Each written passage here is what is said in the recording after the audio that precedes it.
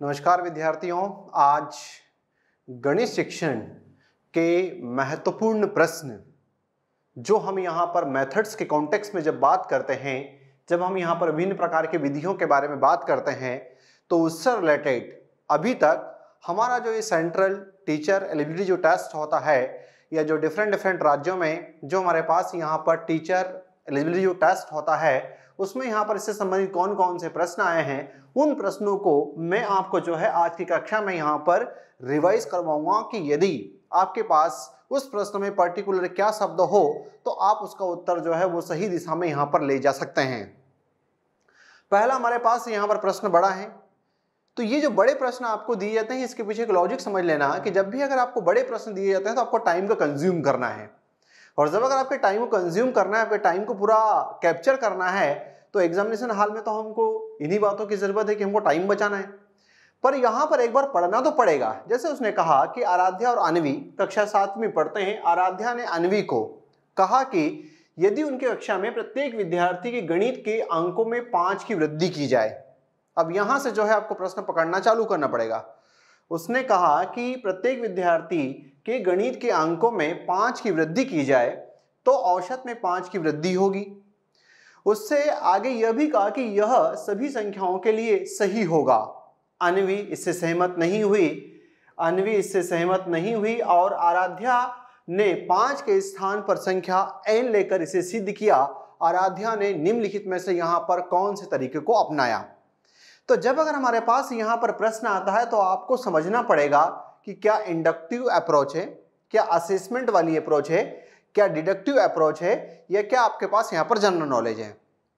तो जब भी मेथड के कॉन्टेक्स्ट में अगर आपके पास यहाँ पर बात आती है तो उत्तरों को काटना सीखो कि ये 2 उत्तर तो हो सकता है यहाँ पर नहीं है, न जो है यहाँ पर आकलन का कोई महत्व है और न ही जो है वो हमारे पास यहाँ पर सामान्य ज्ञान का कोई महत्व है। तो आप जो है इसका जल्दी से जो है यहाँ पर उत्तर कीजिए कि इसका उत्तर जो है वो क्या होगा। फास्ट जो है आप सभी लोगों को इसका उत्तर यहाँ पर करना है। अब अगर हम यहाँ पर देखें तो उसने ये कहा कि इसका उत्तर जो है वो है आपके पास यहाँ पर डिडक्टिव अप्रोच, अर्थात इसका मतलब ये होता हुआ दिखाता है कि पहले ये यहाँ पर नियम की बात कर रही है, पहले जो है वो यहाँ पर प्रिंसिपल की बात कर रही है, पहले जो है वो सूत्र की बात करते हुए दिखाई दे रहा है, और उसके पश्चात जब आपको यहाँ पर कोई कॉन्सेप्ट समझाने की बात आती हुई दिखाई देती है तो वो वाली अप्रोच जो है वो आपके पास यहाँ पर क्या कहलाती है, तो उसको जो है हम यहाँ पर डिडक्टिव अप्रोच के नाम से कहीं ना कहीं जानते हैं। फिर हमारे पास सेकंड प्रश्न आया कि आयत का परिमाप पढ़ाते समय शिक्षिका आगे बढ़ने से पहले बोर्ड पर सभी सूत्र लिख देती है। अब ये जो है आपके पास यहाँ पर प्रश्न टाइटल इसमें आ गया कि सभी सूत्र या सभी जो है उसने नियम या जो है उसका प्रिंसिपल क्या है, उसकी सिद्धांत क्या, उसका अवधारणा क्या है, वो उसने लिख दिया। यह तरीका दर्शाता है कि वह का अनुपालन कर रही है। निम्नलिखित में से हमारे पास यहाँ पर निगमन अप्रोच का, प्रायोगिक उपागम का, या व्यवहारिक उपागम का, या आगमन उपागम का। तो यदि मैथ्स के कॉन्टेक्स्ट में हम यहाँ पर खड़े हैं तो ये 2 बातें तो हमने यहाँ पर क्रॉस कर दी कि न तो इसका उत्तर जो है वो आपके पास यहाँ पर बी होगा न सी होगा। तो ऐसे प्रश्नों में अब आपने क्या करा यहाँ पर कि अपने उत्तर को जो है वो 50% जो है वो सही करने के कॉन्टेक्स्ट में जो है वो आप यहाँ पर आ गए, और ऐसी स्थिति में जो है आपके पास यहाँ पर टाइटल ये आता हुआ दिखाई दिया कि हमारे पास क्या होगा। तो उसने कहा कि पहले ही सूत्र बता दिया। तो जब अगर हम यहाँ पर नी की बात करते हैं तो नी में आपके पास यहाँ पर नियम वाला कॉन्सेप्ट होता है, अर्थात इसका उत्तर यहाँ पर क्या होगा, तो वो है आपके पास ए फॉर एप्पल। ठीक, अब अगला प्रश्न जल्दी से उत्तर करना पढ़ के कि निम्नलिखित में से कौन सी विधि देखो सुनो और समझो।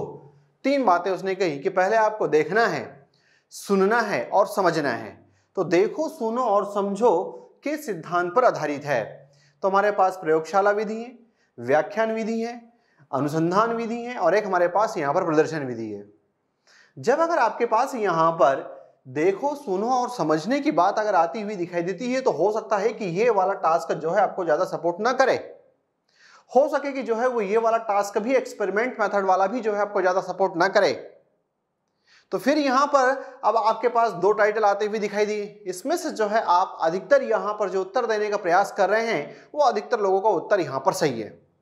और जब भी अगर हम यहाँ पर प्रदर्शन विधि की बात करते हैं, डेमोन्स्ट्रेशन मेथड की बात करते हैं, तो डिमोन्स्ट्रेशन मेथड में यहां पर जो टीचर होता है वो विद्यार्थियों के सहयोग से बढ़िया वाला अपने कॉन्सेप्ट का डिमोन्स्ट्रेट करता है और कहीं ना कहीं विद्यार्थियों को समझाने का प्रयास करता हुआ दिखाई देता है।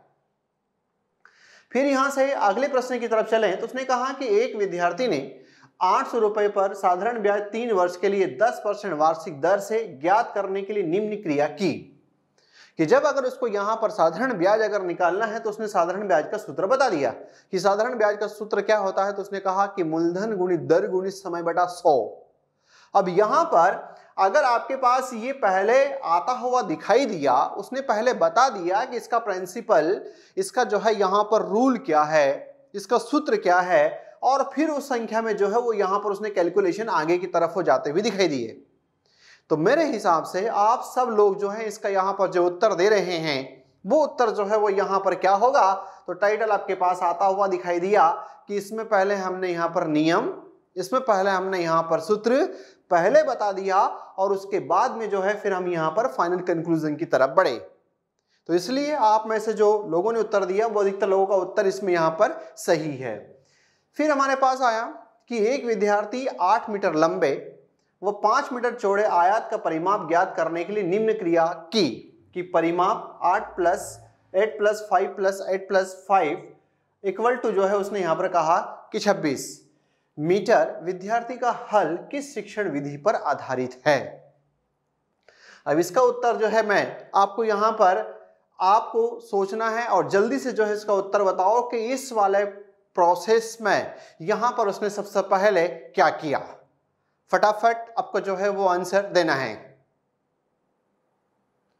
ठीक है, तो यहां पर जो आपके पास उत्तर आता हुआ दिखाई दिया वो सब जान रहे हैं इसमें कि यहां पर एग्जाम्पल वाला मोड जो है वो पहले आता हुआ दिखाई दे रहा है और रूल वाले मोड पर हम कहीं ना कहीं बाद में जाते हुए दिखाई दे रहे हैं। इसलिए जो है इसका उत्तर यहां पर क्या होगा, तो वो आपके पास इंडक्शन अप्रोच होगी। फिर यहां से कि नियम से उदाहरण की ओर किस शिक्षण विधि से संबंधित है। तो इसने यहां पर कहा कि सबसे पहले हमारे पास यहां पर नियम आ गया, फिर हम यहां से उदाहरण जा रहे हैं। तो नाम में ही लिखा हुआ आ गया, उत्तर सब कुछ पहले आपके सामने है, क्योंकि जब अगर आपके पास यहां पर ये नियम लिखा है तो इसी में जो है आपके पास जब विधि होती है तो उसमें आपके पास यहाँ पर निगमन है। तो ये टाइटल जो है वो आपके पास यहाँ पर क्रॉस हुआ। तो इसका मतलब है कि नियम से उदाहरण की तरफ हम यहाँ पर कौन सी विधि में जाने का प्रयास करते हैं। तो सीधा सा टाइटल है आपके पास, जो मैक्सिमम लोगों का सही उत्तर है वो क्या है, तो वो है आपके पास यहाँ पर डी। फिर यहां से आगे की तरफ अगर बढ़े तो उसने कहा कि बताए गए नियमों को, अब उत्तर फटाफट करते जाइएगा ना, क्योंकि यहां पर जिसको प्रश्न समझते ही आता है उत्तर वो अपना देने का प्रयास करा कि बताए गए नियमों को उदाहरण में प्रयोग कर उनकी पुष्टि करना किस शिक्षण विधि से संबंधित है। उसने यहां पर कहा बताए गए नियम। अब ये कहानी जो है वो आपके पास पहले आ गई। तो बताए गए नियमों को उदाहरण में प्रयोग कर उनकी पुष्टि करना किस शिक्षण विधि के अंतर्गत आता है। तो ये टाइटल तो आपके पास जो है वो यहाँ पर ऐसा तो समझ में नहीं आता। तो फिर यहाँ पर जो है वो किधर की दिशा में ले जाने का प्रयास कर रहा है, तो ये जो है आपके पास यहाँ पर जिधर की तरफ ले जा रहा है, तो चाहे नियम हो, चाहे सिद्धांत हो, चाहे सूत्र हो, ये यदि पहले आ गया तो सीधी सी बात है कि आपका अप्रोच का जो तरीका हो जाता है वो आपके पास यहाँ पर क्या हो जाता है, निगमन विधि। अगला हमारे पास यहाँ पर कि गणित शिक्षण की आगमन विधि का सिद्धांत है। अब आपके पास यहाँ पर पॉइंट आया कि अज्ञात से अज्ञात की ओर, मतलब यहाँ पर जो है वो अननोन टू अननोन जाने का प्रयास करते हैं, कि हमारे पास यहाँ पर अज्ञात से ज्ञात की ओर जाने का प्रयास करते हैं, कि सामान्य से विशिष्ट की ओर जाने का प्रयास करते हैं या विशिष्ट से सामान्य की ओर जाने का प्रयास करते हैं। तो इसमें जो है आप जल्दी से यहाँ पर उत्तर दो कि इसका उत्तर जो है वो क्या हो सकता है। तो जब अगर हमारे पास यहाँ पर आती है अप्रोच, तो ये तो तरीका गलत ही हो गया, क्योंकि हमारे पास यहाँ पर ऐसी फिलहाल में in the context of mathematics ऐसी कोई मेथड नहीं है जहां हम अज्ञात से अज्ञात की ओर ही चल रहे हैं, जहां हम ज्ञात से ज्ञात की तरफ ही चल रहे हैं। चलने के तरीके हमारे पास या तो अज्ञात से ज्ञात की तरफ या ज्ञात से अज्ञात की तरफ होता है। तो इसमें से जो है वो तरीका आपके पास यहाँ पर कौन सा होगा।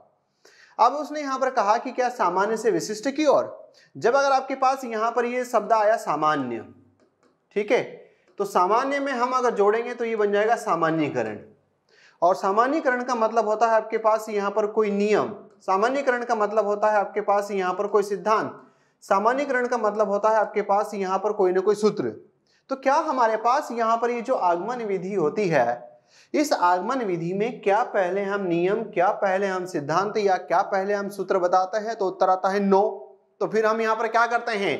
तो आप सबको पता है कि इसमें जो हमारा चलने का जो तरीका होता है वो उदाहरण, तो ये जो विशिष्ट वाला जो हमारे पास यहाँ पर अप्रोच आती है वो हमारे पास यहाँ पर अप्रोच कौन सी है? तो उसने कहा कि ये अप्रोच हमारे पास उदाहरणों से जाने वाली है, इसलिए इसका जो है वो उत्तर क्या होगा? तो वो है आपके पास यहाँ पर डी फॉर डॉग वाला जो कॉन्सेप्ट है ये इसका उत्तर होता हुआ दिखाई देगा।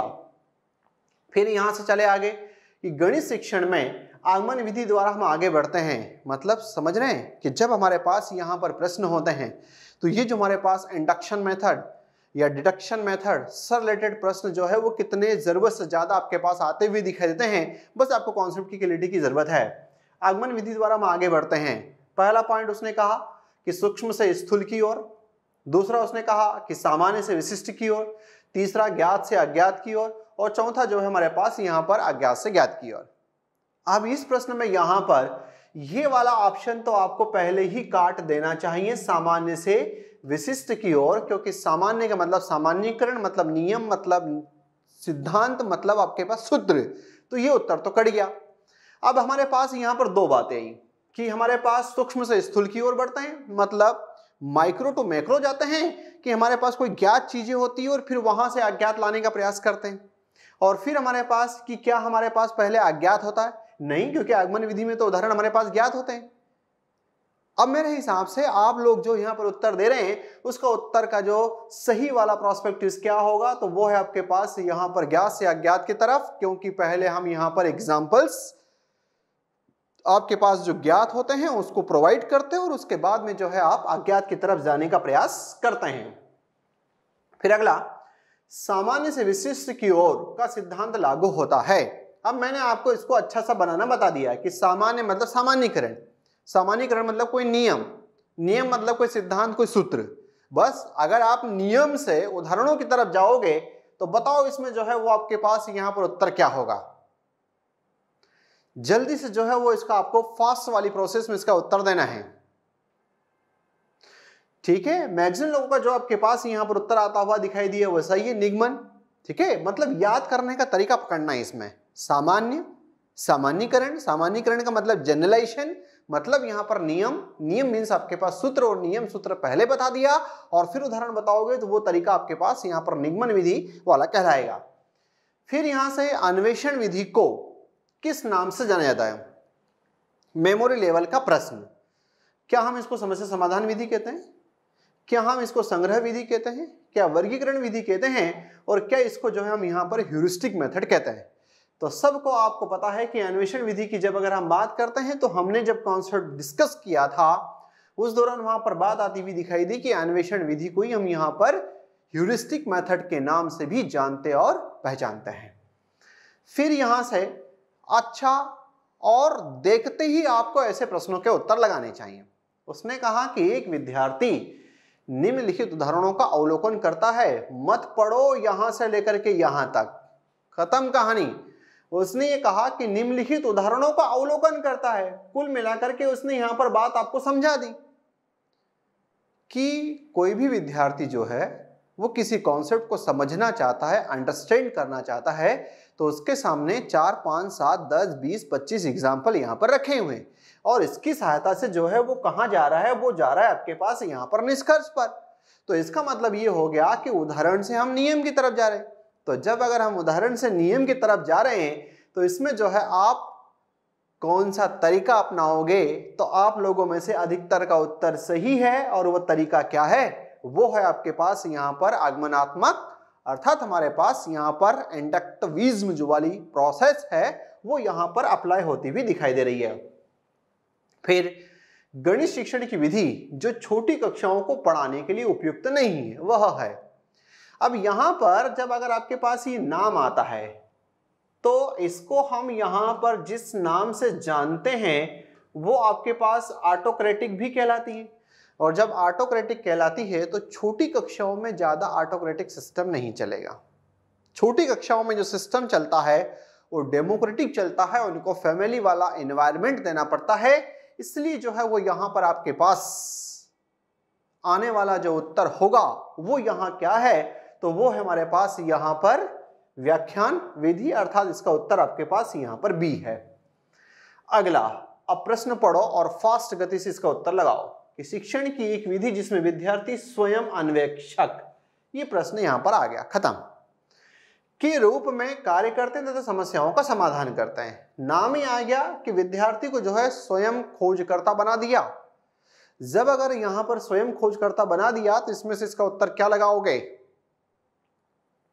नो डाउट आपके द्वारा दिया गया उत्तर सबका सही है, क्योंकि जो हमारे पास यहां पर अनुसंधान विधि, जो अन्वेषण मेथड होती है, जो हमारे पास ह्यूरिस्टिक मेथड होती है, वहां पर विद्यार्थी को जो है स्वयं खोजकर्ता बनने का अवसर बढ़िया तरीके से इसमें यहां पर मिलता है। अगला प्रश्न है, गणित के सूत्रों की स्थापना है तो उपयुक्त विधि है, तो क्या हमारे पास यहां पर योजना विधि होगी? तो आंसर है नहीं, संश्लेषण वाला कॉन्सेप्ट इसमें नहीं आता है। अब यहां पर हमको दो बातें विचार करना है कि निगमन और इनमें से कोई नहीं। जब भी अगर आपके पास यहां पर इनमें से कोई नहीं वाला ऑप्शन होता है तो इसका मतलब हमेशा वो होता है कि वो सारे उत्तर जो आपको वो देना चाहता है लेकिन उसने यहां पर नहीं दिए और वो जो है आपसे इसमें उत्तर निकलवाना चाहता है। तो ऐसी कड़ी में कि सूत्रों की स्थापना करना है, मतलब यहां पर नियम बनाना है, तो नियम जो है या जो सूत्र है या जो सिद्धांत है वो आप कैसे बनाओगे? तो उसने ये कहा कि हम कैसे बनाएंगे, तो उदाहरण उदाहरण उदाहरण और उदाहरण।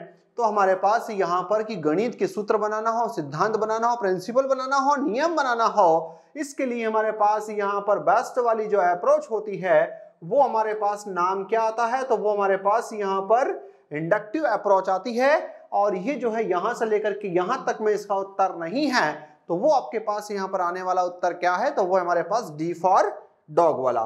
ठीक, अब यहां से अगले की बात करें तो ये सब जानते हो आप कि खेल विधि का जन्मदाता किसे माना जाता है, तो हम यहां पर सब कहते हैं कि इसके जन्मदाता जो है फ्रॉबेल को मानते हैं। फिर नेक्स्ट वाला हमारे पास प्रश्न आया कि आगमन विधि निम्न में से किसके लिए उपयुक्त है। जब अगर आपके पास ये है तो सवाल को बनाने के लिए, सवाल को समझने के लिए, सवाल को सूत्र द्वारा हल करने के लिए कि सूत्र स्थापित करने के लिए, तो ये अभी जो है हमने यहां पर पढ़ा, जहां पर ये क्या कहा था उसमें कि जब अगर सूत्र बनाना हो, प्रिंसिपल बनाना हो, तो उसके लिए हमारे पास यहां पर इंडक्टिव मेथड बेस्ट होती है। ठीक, अगला प्रश्न जो है इसमें वो है आपके पास निम्नलिखित में से कौन सा परियोजना विधि का मुख्य सिद्धांत नहीं है। फटाफट उत्तर जो है करो इसमें कि इसमें से यहां पर परियोजना विधि जो प्रोजेक्ट मेथड है, इसके जन्मदाता कौन है? आप सब लोग जानते हैं कि इसके जन्मदाता जो है वो यहाँ पर कौन है। तो उन्होंने कहा कि इसमें से किसको सपोर्ट नहीं करती, क्या करके सीखना को, तो आंसर है कि ये इसको तो सपोर्ट करती है। जीवन से सीखने को आंसर ये, क्योंकि विद्यार्थी अपने एनवायरनमेंट में सीखता है। विद्यार्थियों को सहयोग एवं साहचर्य सीखना ये भी बात है, पर रटकर याद करने वाली बात आती है तो उत्तर आता है कि नहीं, परियोजना विधि में, प्रोजेक्ट विधि में जो आप सब लोगों ने इसका उत्तर बताया यहाँ पर कि इसके जो आपके पास प्रणेता हैं वो किलपैट्रिक वाला जो पॉइंट आता हुआ दिखाई देता है, तो वो जो है यहाँ पर रट कर याद करने की कैपेसिटी पर ध्यान नहीं देते, इसलिए इसका उत्तर क्या होगा, वो आपके पास डी। फिर नेक्स्ट है, निम्न में से कौन सा शिक्षण सूत्र निगमन विधि से संबंधित नहीं है। अब निगमन विधि वाला पॉइंट अगर आपके पास आता है तो निगमन में आपके पास क्या आता है, आप उत्तर करो फटाफट। निगमन में आपके पास नियम आता है, तो नियम को ही हम सूत्र कहते हैं।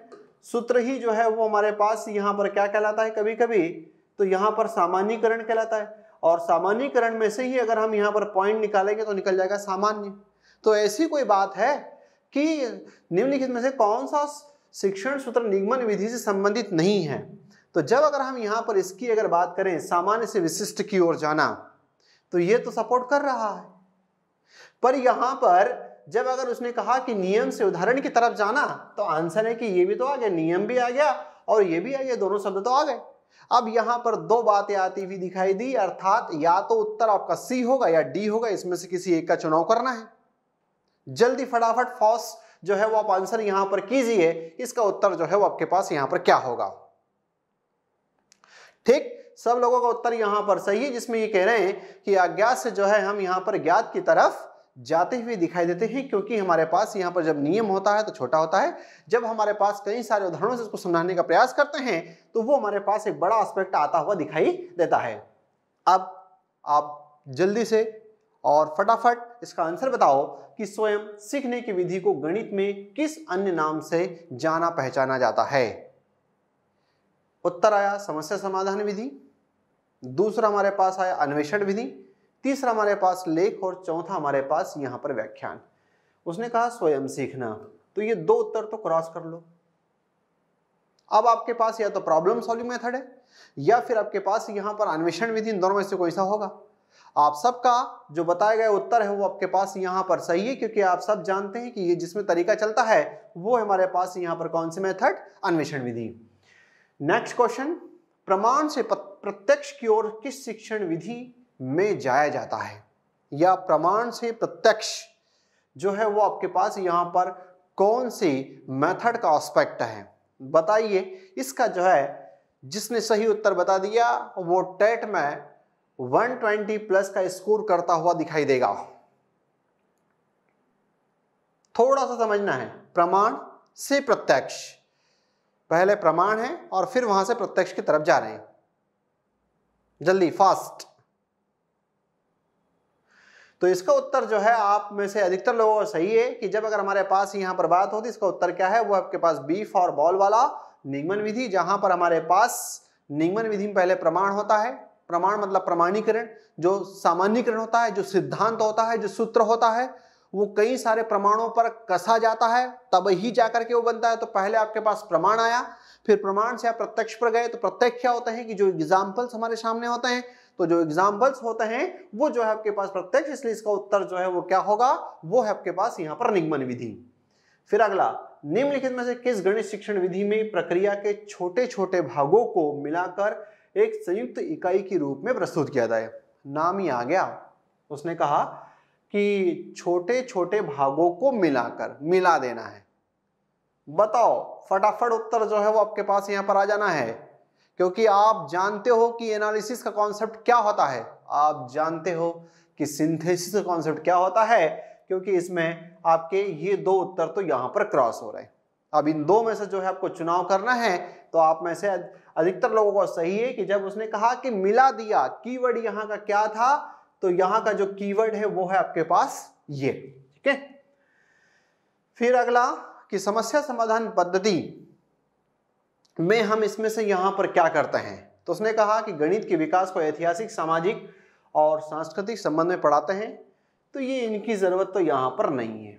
विद्यार्थियों को खुली समझ बनाते हुए उनमें गणितीय प्रवीणता, सृजनात्मकता और खोजपरक, गणितीय प्रवणता, सृजनात्मकता और खोजपरक चिंतन विकसित करना।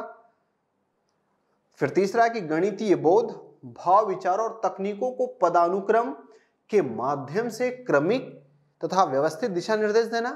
तो यहां पर जब भी हमारे पास समस्या समाधान विधि आती है या प्रोजेक्ट मेथड आती है, और मैंने पढ़ाने के दौरान आपको एक बात बताई थी यहां पर कि जब भी अगर हमारे पास इस प्रकार की विधियां हो जो विज्ञान के सिद्धांतों पर वैज्ञानिक विधि से आगे बढ़ती हो, तो जब अगर वो विज्ञान के सिद्धांतों पर वैज्ञानिक विधि से आगे बढ़ती हो, तो उसका उत्तर जो है वो हमेशा यहां पर क्या रहेगा, तो ये इसका उत्तर जो है इसमें से जाता हुआ दिखाई देगा, वो है आपके पास यहां पर क्या, तो उत्तर आया आपके पास सी, ठीक है। ये है आपके पास यहां पर उत्तर सी। आखिरी और लास्ट वाला प्रश्न है इसमें कि निम्नलिखित में से आगमन विधि का सही क्रम चुनिए। सामान्यीकरण, अवलोकन, उदाहरणों का प्रस्तुतिकरण और परीक्षण एवं जांच।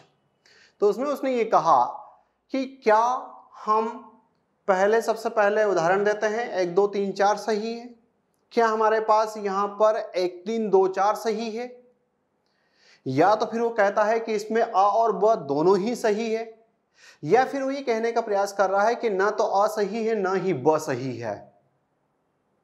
तो इसमें आप सब जानते हैं कि यहां पर इस प्रोसेस में जब अगर हमारे पास होगी, तो इसमें यहां पर ये जो है इसके दोनों पॉइंट गलत है, इसलिए जो है तीसरा पॉइंट ऑटोमेटिक गलत हो जाएगा, और ये जो है आपके पास यहां पर इसमें इस परिस्थिति में उत्तर क्या देना होगा, तो वो है हमारे पास डी। अब इसकी स्टेप्स क्या होती है, इसको बाकायदा जो है आप सिस्टमेटिक ढंग से इसमें जमा लेना, ठीक है।